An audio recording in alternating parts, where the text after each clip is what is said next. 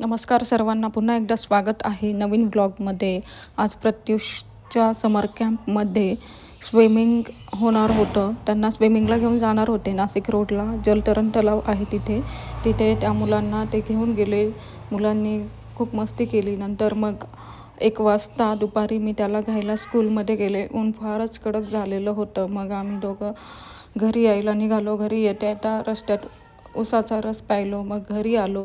रात्री प्रत्युषला पनीर खायची फारच इच्छा झालेली होती. मग मी त्याला पनीर बनवून दिलं, कारण दुसऱ्या दिवशी त्याला परत पोहेगावला जायचं होतं. समर कॅम्प संपलेला होता. मग तो मामासोबत पोहेगावला जायला निघाला.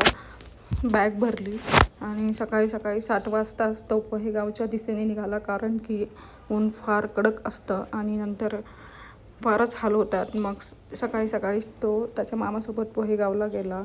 मग त्याच दिवशी दुपारी AC फिटिंगसाठी टेक्निशियन आलेले होते.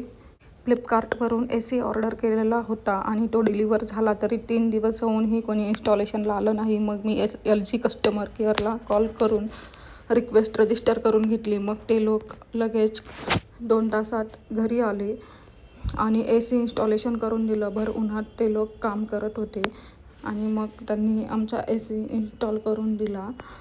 प्रत्युषला फारच एक्साइटमेंट होती इन्स्टॉलेशनची, पण तो पोहेगावला गेलेला होता, त्यामुळे त्याला काही बघायला मिळालं नाही.